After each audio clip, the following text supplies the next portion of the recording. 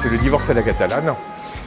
Dans les années 1970, les Espagnols, les Français, pardon, se sont fâchés. On dit qu'il était hors de question d'appeler les effervescents espagnols champagne ou champagne.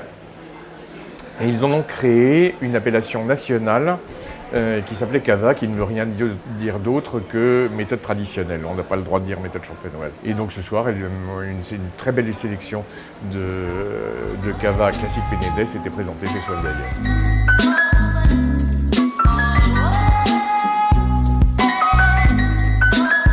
C'est Irénée Jordi donc, qui a son projet El Mercado Irénée, qui m'a demandé de l'accompagner pour faire une sélection de vins effervescents catalans cet été. Et donc, bon, moi, voilà, le vin effervescent, moi, j'avais vécu en Espagne à Séville dans les années 90.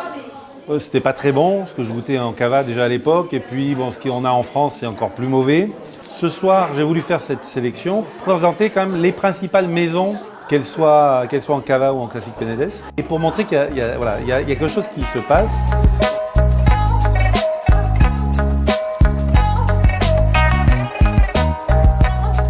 Pata negra, jabugo, los pedroches, c'est du jambon qui vient du sud de l'Espagne. Ce que ça veut dire, c'est que c'est un jambon que sa maman contient 100% ibérico.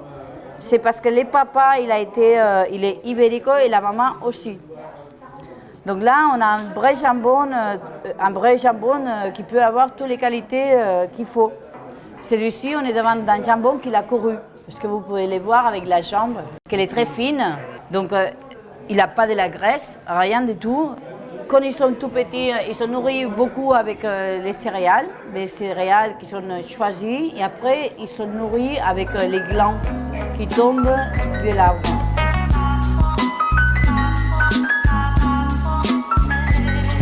Les mets comme les vins sont des produits de terroir. Il est assez traditionnel d'associer les produits d'un terroir aux vins du même terroir.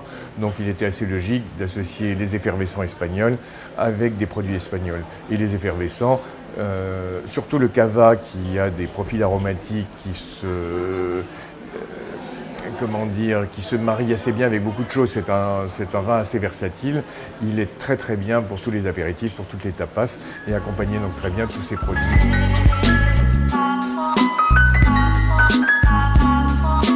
Le but, c'est de faire connaître que ces vins-là existent et qu'on ne reste pas avec l'image des cavas qu'on a en France dans les supermarchés et qui sont dégueulasses, pour appeler un chat un chat.